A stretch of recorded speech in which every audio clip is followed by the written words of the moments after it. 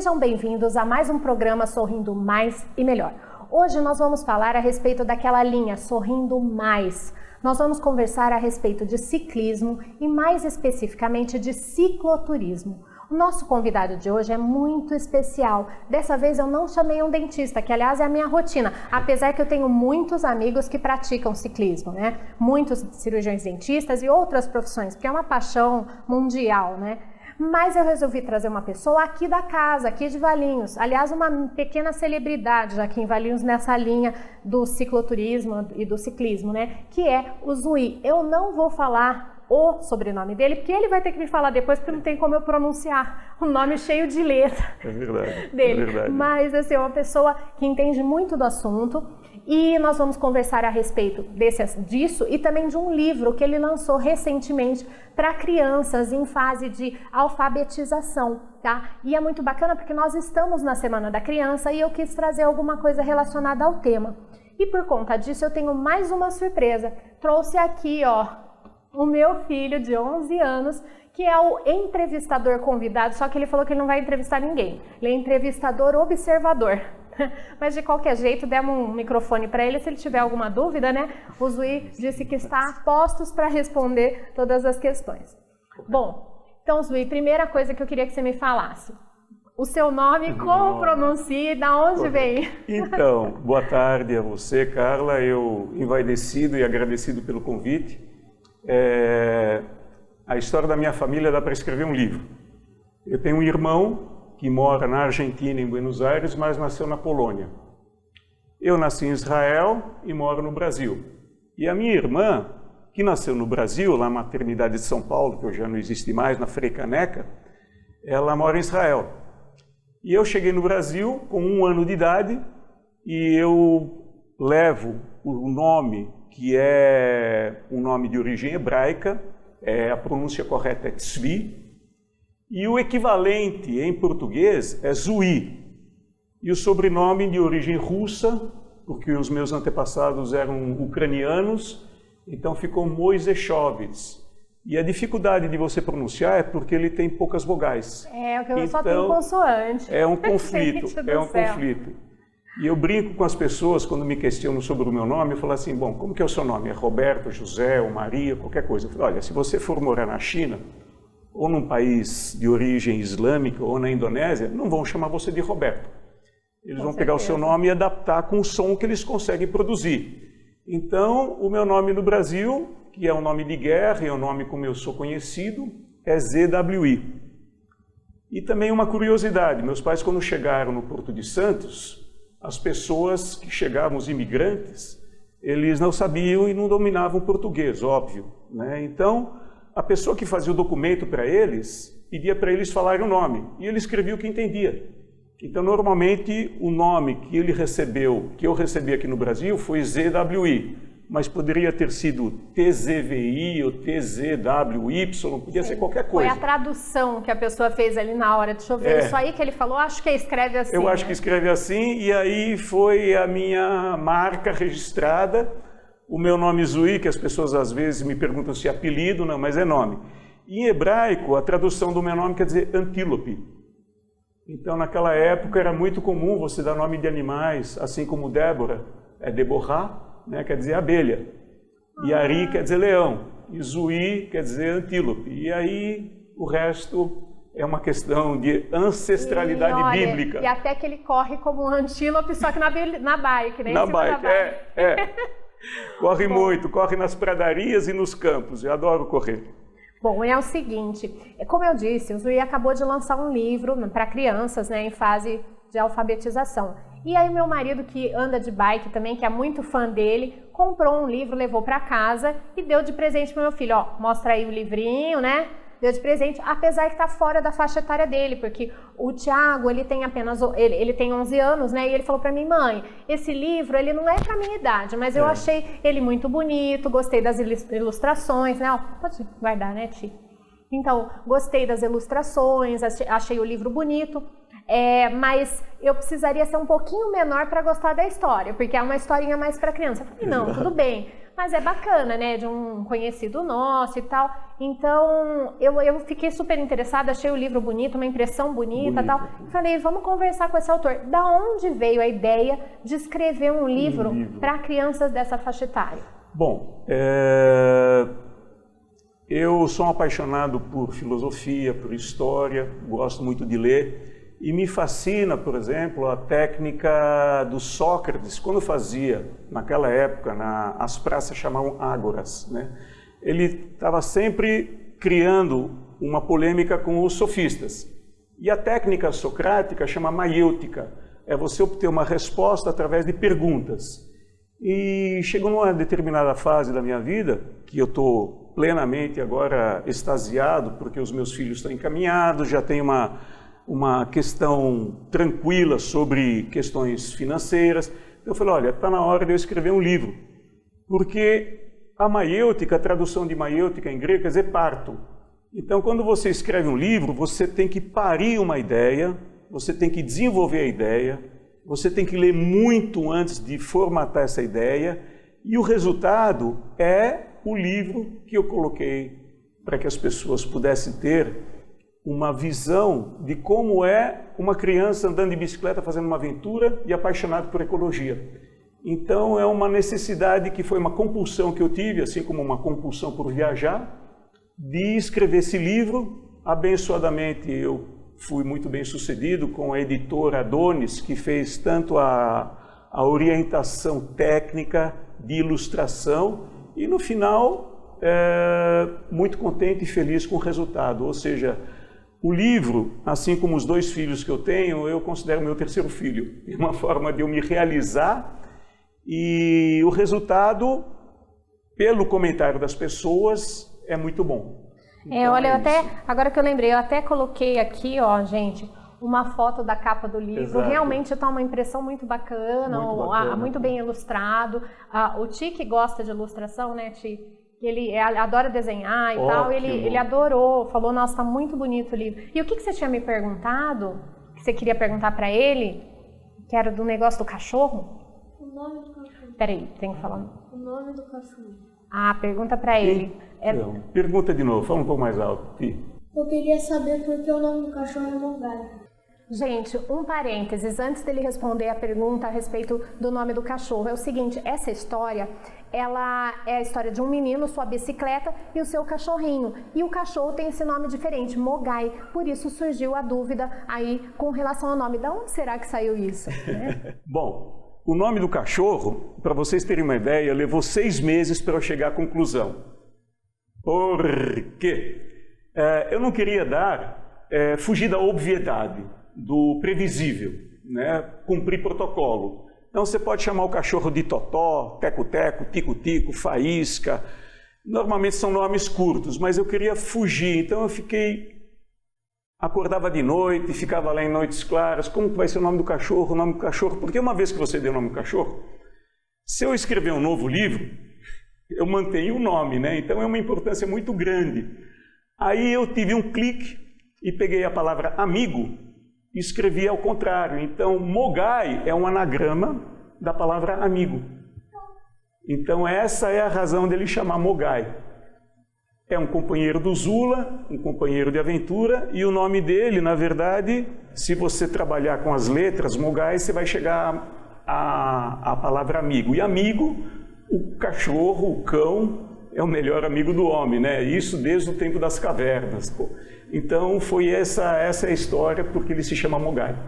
Muito interessante essa história do anagrama, e realmente o cachorro não tem nada que seja mais amigo, né? Mais companheiro. Quando a gente tem um cachorro, é demais. Ele muitas vezes até se sacrifica pelo dono, né? Para salvar o dono, ou se o dono, sei lá, está numa situação, escorregou, caiu num buraco, caiu numa ribanceira, tal, ele é um fiel companheiro, independente das consequências. Pô. Queria saber se você tinha um cachorro.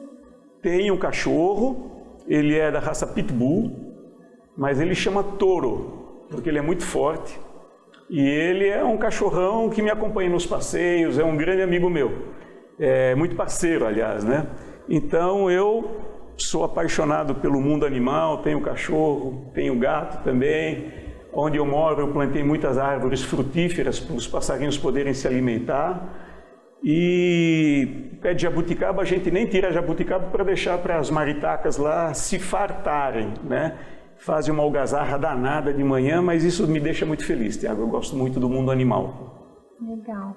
E uma coisa, essa coisa de estar andando de bike, né, esse cicloturismo, o ciclismo que você pratica, desde quando você faz isso? Desde pequeno ou surgiu uma época na sua vida que você resolveu pegar firme com isso? Como é que foi? Então, para mim o ciclismo, na época eu morava em São Paulo, no Bom Retiro, que lá tem o Jardim da Luz. E no Jardim da Luz, desde pequeno, desde que eu comecei a engatinhar e ter uma noção do ser que eu sou, então eu comecei a me apaixonar pela bicicleta. É uma relação antiga, nunca imaginei que iria ser um cicloturista ou um ciclista tão ativo, tão envolvido, tão apaixonado. E eu comento com as pessoas que é importante você ter uma referência. Então muitas pessoas têm uma referência, por exemplo, pode ser o pai, a mãe, o tio, pode ser um grande explorador como o Sir Ernest Shackleton, né? Pode ser o Marco Polo, que chegou até em Kublai Khan, lá na Mongólia. Então a bicicleta para mim é minha parceira, minha companheira e é uma paixão desde quando eu tinha 4, 5, 6 anos, já comecei a andar de bicicleta. Então é antigo. É antigo, é verdade. Bom, gente, deu pra gente conhecer, aliás, para muitos não é nem conhecer, é rever o Zui aí, que é o nosso entrevistado de hoje. E já falamos um pouquinho a respeito do livro que ele lançou recentemente. E agora nós vamos chamar os nossos apoiadores culturais e daqui a pouco voltamos no segundo bloco para ele contar um pouquinho a respeito das aventuras aí que ele já viveu através do cicloturismo. Tá joia? Um minutinho só que a gente já tá de volta.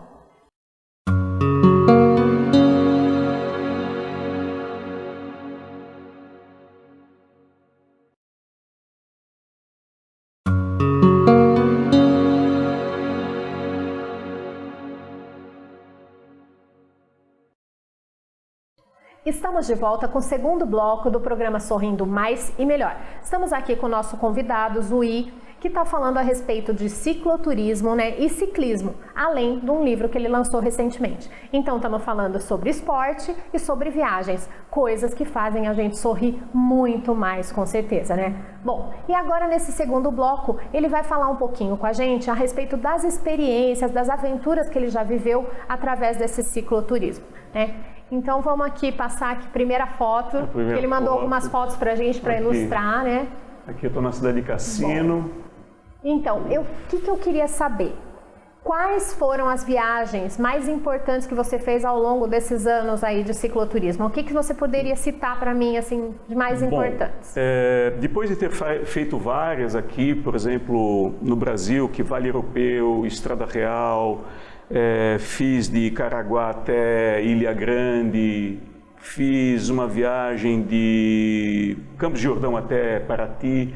Aí eu entendi que eu precisava fazer alguma coisa que fosse um pouco mais de uma rota conhecida, e é uma compulsão que você tem, né? Como você muitas vezes tem um êxtase diante de um quadro, ou você não tem um prazer muito grande de ler um livro, ou muitas vezes tomando um vinho especial, ou vendo uma paisagem. Então eu decidi sair de Valinhos pedalando, foi a primeira viagem em 2017, e fui até Buenos Aires, e depois em 2018 eu fiz de novo até Buenos Aires, só que dessa vez pela costa. Na primeira viagem foi pela BR-116, que é a Regis Bittencourt, e a segunda pela 101, que é a Rio Santos. E pessoas me perguntam normalmente, você tem medo? Eu falei, olha gente, eu tenho muito medo, vai com medo mesmo, o medo não é um freio para eu deixar de realizar os meus sonhos, e vocês, quem nunca fez uma viagem como essa, não imagina a quantidade de experiências maravilhosas que você encontra pelo caminho, pessoas que querem te ajudar, te convidam para ir na casa, dividem um espaço da casa delas com um desconhecido. dão um monte de dicas e te alimentam e se desdobram para serem gentis. Então, uma viagem como essa, que a primeira viagem foram 2.300 quilômetros, a segunda 2.800, numa média de 100 quilômetros por dia. Nossa. Então, é uma forma de você se expor, anular o seu lado racional, porque você liga o botão do automático e fala assim, eu tenho um ponto de partida, eu tenho um ponto de chegada, eu tenho um timing para cumprir, e você simplesmente se sente uma pessoa abençoada. É isso. Eu achei muito bacana isso que você falou do medo, porque é aquilo. O medo, ele é útil. Por um lado, para você ter juízo, para você não fazer coisa que você não programou, para você não sair que nem doido. Mas ele tem que ser uma coisa que não te impeça de viver, né? Porque eu também falo, gente, você tem medo, você vai ficar trancado dentro de casa? Né? Mas não pode, né? Porque senão você deixa de viver as coisas, você deixa de ter as histórias. Esses dias eu ouvi uma frase que eu achei o máximo. Falou, quando você chegar numa idade mais madura, o que vai sobrar são as histórias que você viveu. Exatamente. Então, se você ficar lá morrendo de medo, trancado, nossa, eu não vou fazer isso porque tem risco, eu não vou fazer aquilo porque eu tô com medo. Eu também sou assim, tipo, vamos fazer? Ah, surgiu, vamos lá. Eu também, lógico, eu sou super metódica, então eu vou ficar vendo que jeito que vai ser melhor, vou me programar e tal, mas não vou deixar de fazer, sempre. Acho que Carla, a gente tem que mandar ver mesmo. As pessoas, elas infantilmente imaginam que vão morrer idosas. E ninguém tem garantia de nada. Então eu fico brincando, existe um poema que chama Instantes. Quem tiver interesse vai lá e faz uma navegação na internet. E a grosso modo ele diz o seguinte, se eu pudesse viver de novo, trataria de tomar mais chuva, andaria mais tempo descalço, ficaria mais tempo com os meus amigos, não daria tanta importância para coisas tão banais como o acúmulo de bens e etc. E ele vai falando, vai desenvolvendo o tema. Então, nessa altura do campeonato, quando eu falo em fazer uma viagem, o pessoal me pergunta qual vai ser a próxima. Então, no final do ano eu vou estar em Israel fazendo uma cicloviagem, depois eu volto e vou para a Índia. Ai, que demais! Então, é o seguinte, gente, faça alguma coisa para a vida valer a pena, porque um dia você vai ser cobrado não pelo que fez, mas pelo que você não fez. Você tem vontade, é que nem Instantes, andar mais tempo descalço, mais tempo com seus filhos, mais tempo com a sua esposa, ou você mais tempo com o seu marido, né? E realize seus sonhos. A gente está aqui de passagem. É como dizia o Charlie Chaplin, a uma hora vão apagar as luzes da ribalta e vão pedir para você descer do palco. Então, meu irmão, cada um está representando um papel. Você tem vontade? Vai embora. Faça isso acontecer. Com certeza, gente. Eu falo, dinheiro é bom ganhar? mas é para você gastar, né? Para gastar. E um jeito bom, hein, gente, é viajando. Eu sou apaixonada, vocês sabem, porque é um tema recorrente aqui, viagem, porque é uma das coisas que eu falo que mais faz sorrir. Viajar faz sorrir mais, vai sorrir melhor, é uma maravilha. E ainda se junto com o esporte, né? Você vê, gente, antes da gente começar o programa, eu perguntei pra ele quantos anos ele tinha. Eu falei, tem problema de perguntar, você vai ficar chateado? Ele falou, não, tudo bem. Ele tem 68 anos, gente, ele anda 100 quilômetros de bike por dia. Faz viagem de 2.800 quilômetros. Vocês têm noção? Então, não pode se acomodar, não pode ter medo, não pode ter preguiça. Gente, a vida é para ser vivida, né? Intensamente, intensamente. Bom. Eu gosto de frases, né? Então, na antiga Grécia existia uma escola filosófica que chamava os estoicos, né? Então, eles têm uma frase que eu adotei para mim. E a frase é a seguinte, abre aspas, se o teu mal tem solução, por que te queixas? E se não tem solução, por que te queixas? Né? Eu falo uma coisa bem parecida para eles. Não sei se você lembra, quando vem alguém e fala assim, você é bobo, você é chato, você é idiota. Quando eles eram pequenos, um brigava com o outro. O Gustavinho falou que eu sou idiota, o irmão, né? Aí eu falava assim, você é idiota? Não. Eu falei, então por que você liga? Você é idiota? Se ele falar, sou? Então por que você liga? Então, tipo, que diferença faz do que os outros disseram? Exatamente. Bom, é assim mesmo. Bom, eu vou passar para o próximo slide para você falar um pouquinho, ó. Aqui. Que você falou das viagens, né? Então, o que é aquilo ali, aquele lanchão no chão? Você encontra isso com frequência no Uruguai. E é um pãozinho grande, equivale a quase 2 do nosso pãozinho comum de padaria. Eles põem um bife à milanesa com umas rolas de tomate e uma folha de alface. Nos dias que faz muito calor, que às vezes, mesmo sendo no inverno, tem dias muito quentes, eu não tenho a menor expectativa de poder sentar de uma forma confortável no restaurante, comer tudo que eu tenho vontade e depois continuar fazendo a segunda parte da trajetória, que normalmente são 40 ou 60 quilômetros. Só para vocês terem uma ideia, uma vez eu saí de uma cidade chamada Pantano Grande e fui até a próxima cidade, e entre essas duas cidades existe uma área de preservação permanente. E não tem nada no meio do caminho. Não existe posto, não existe um ponto de apoio, um hotel, de estrada, nada. E foram 160 quilômetros num dia. Então, você come um lanchinho desse, toma um pouco de... um lanchinho. Um lanchinho do tamanho do braço do Thiago. Né? Mais ou menos isso. Mas você não come tudo, você come um pouquinho, guarda e continua pedalando. E as pessoas, quando acham que muitas vezes uma viagem é só lazer, paisagens, e você está ali vendo a natureza e tal, o slide da esquerda são acostamentos que às vezes você encontra numa situação onde você simplesmente aceita isso para chegar no seu objetivo. Então, é um cheiro de acostamento, normalmente com muita sujeira, de pneus recalchutados que você encontra no meio do caminho, frascos plásticos de óleo utilizado. Mas olha, gente, se você tem um objetivo, e se você quer, nem que tem que carregar bicicleta, você vai lá e faz e chega. Faz parte, né? Faz parte do jogo. É igual a vida. Exatamente. O mapa, isso é o mapa de uma das viagens. Esse mapa, as pessoas me perguntam, mas como que você planeja? Eu planejo assim, o ponto que eu saí, eu imprimi um mapa que eu consegui no mapa que eu comprei, mapa do Brasil, aí eu fiz uma linha que traça as cidades por onde eu vou passar. Mas eu não sei onde eu vou comer, onde eu vou dormir, eu só tenho definido os lugares previamente por onde eu vou passar. O resto é aventura, gente. Fazendo um rápido comentário, uma situação que eu vivi, eu estava no Uruguai, saindo da Ruta 1, indo para a Ruta 11. E eu estava assim, em dúvida, né? Se era para cá, não tinha muita sinalização. Entrei num boteco, que era aquele boteco do final dos tempos, né? Um balcão totalmente destruído, telhado destruído, o lugar destruído. Me dirigi ao proprietário e falei assim, por favor, me diga como chegar à Ruta 11. Ele falou, olha, você vai por aqui e tal e coisa. E eu já estava saindo, ele ainda fez uma pergunta que eu considerei capciosa, porém importante. Ele falou assim, pero usted não tem GPS? Você não tem GPS? Eu falei, senhor, não me gusta.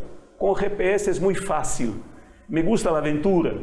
Então ele falou assim, muito bem, muchacho, adelante. Então, eu gosto de encrenca. Gosto de não ter uma rota traçada previamente, que é com uma carretera austral, que você vai encontrar centenas de caminhantes ou ciclistas, ou o Caminho da Fé aqui também, que sai de Águas da Prata, que é um dos lugares, vai até Aparecida.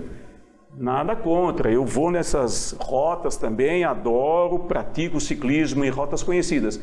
Mas o que me deixa feliz é o pulo no abismo. Sem rumo, né? Aquela coisa, assim, com rumo, mas tipo, por onde vai, né? Eu decido na hora. De onde para onde, o meio ali vai recheando com a aventura. Exatamente. Essa é a minha paixão.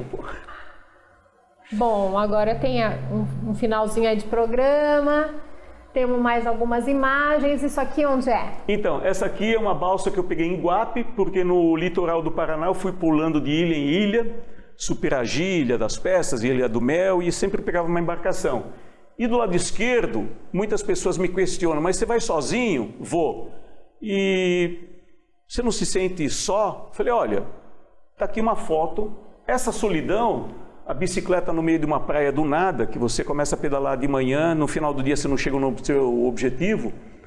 A solidão é uma grande companheira, você tem que saber lidar com ela. Você fala com ela, ela é uma boa conselheira, você chega a determinadas conclusões, revendo o seu passado, decisões que você tomou, coisas que você fez. Então a solidão, na verdade, ela solapa o seu lado racional e naturalmente aflora outros valores que você tem, que dentro de uma cidade, de uma rotina diária, eles não aparecem, não se manifestam. Bacana.